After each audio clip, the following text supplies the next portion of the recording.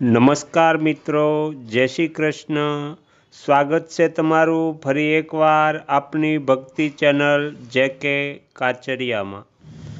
શ્રીમદ ભગવદ્ ગીતામાં 3 યોગ માર્ગોનું વર્ણન કરવામાં આવ્યું છે.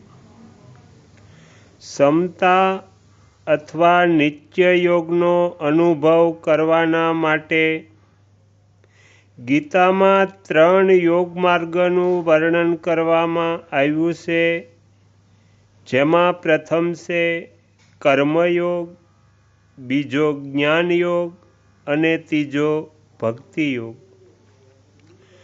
સ્થૂળ, સૂક્ષ્મ અને કારણ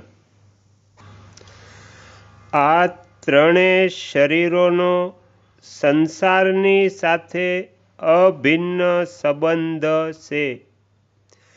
આથી આ ત્રણેયને બીજાઓની સેવામાં જોતરી દેવી એને કર્મયોગ થયો.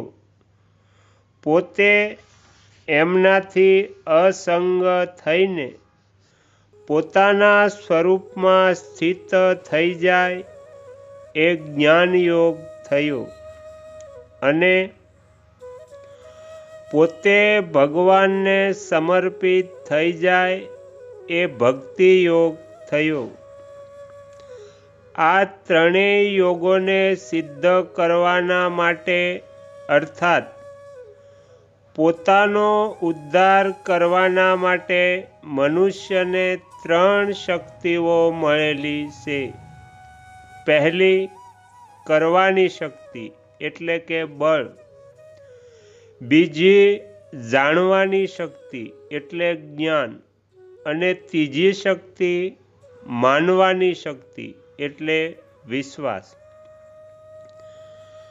કરવાની શક્તિ નિસ્વાર્થ ભાવથી સંસારની સેવા કરવાના માટે છે, જે કર્મયોગ છે.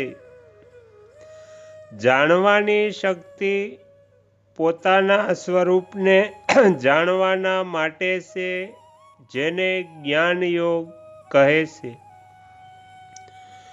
અને માનવાની શક્તિ ભગવાનને પોતાના તથા પોતાને ભગવાનના માનીને સર્વથા ભગવાનને સમર્પિત થવાના માટે છે, જેને ભક્તિ યોગ કહે છે.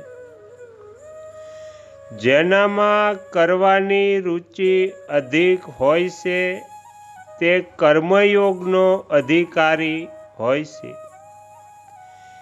જેનામાં પોતાની જાતને જાણવાની જિજ્ઞાસા અધિક છે તે જ્ઞાન યોગનો અધિકારી છે.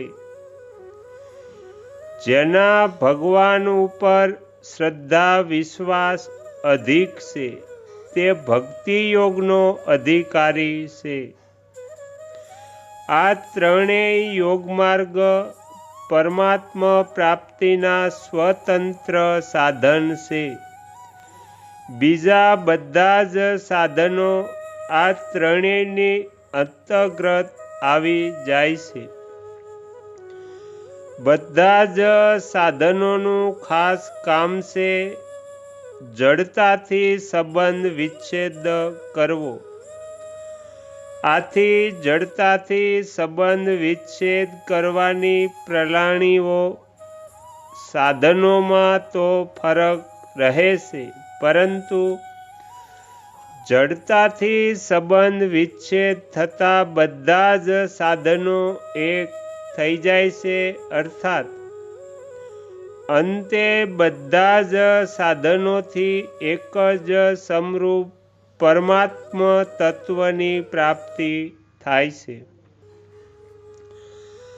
આ સમરૂપ પરમાત્મા તત્વની પ્રાપ્તિને જ ગીતાએ યોગ નામથી ઓળખાવી છે અને એને જ નિત્ય યોગ કહે છે.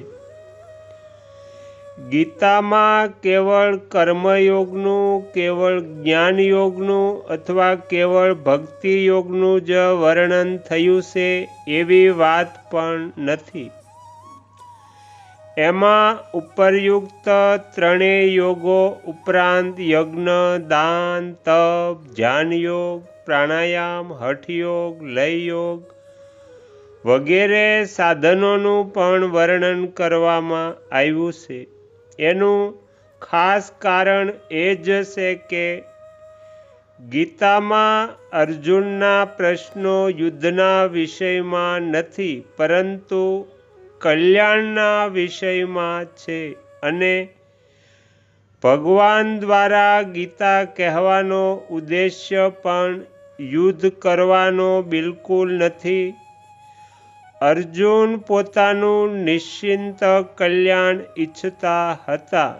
એટલા માટે શાસ્ત્રોમાં જેટલા કલ્યાણકારક સાધનો કહ્યા છે તે સઘળા સાધનોનું ગીતામાં સંક્ષેપથી વિશદ વર્ણન મળે છે. એ સાધનોને લીધે જ સાધક જગતમાં ગીતાનો વિશેષ આદર છે.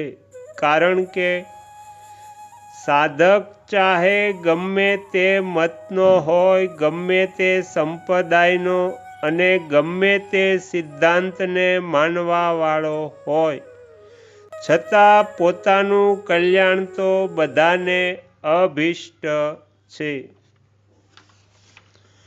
તો અહીંયા ગીતામાં કહેલા 3 યોગની વાત સમાપ્ત થાય છે. હવે પછી આવતીકાલે આપણે શ્રીમદ્ ભગવદ્ ગીતામાં સાધનની જે 2 શૈલીઓ બતાવી છે તે આપણે સાંભળીશું. તમે તમારો કિંમતી સમય આપી એકાગ્ર ચિત્તે પ્રસન્નતાપૂર્વક શ્રીમદ્ ભગવદ્ ગીતાનો પાઠ સાંભળ્યો એ બદલ હું આપ સૌનો ખૂબ ખૂબ આભાર વ્યક્ત કરું છું અને આશા પણ રાખું છું કે તમને સાંભળવો ગમ્યો હશે. જો ગમ્યો હોય તો બીજા 5 લોકોને પણ સંભળાવજો. શ્રી સદગુરુ દેવની જય. આગળના વિડીયો જોવા માટે આ ચેનલને આ રીતે સબસ્ક્રાઈબ કરો અને આવનારા વિડીયોનું નોટિફિકેશન મળી રહે તે માટે બેલ આઇકન પણ દબાવો.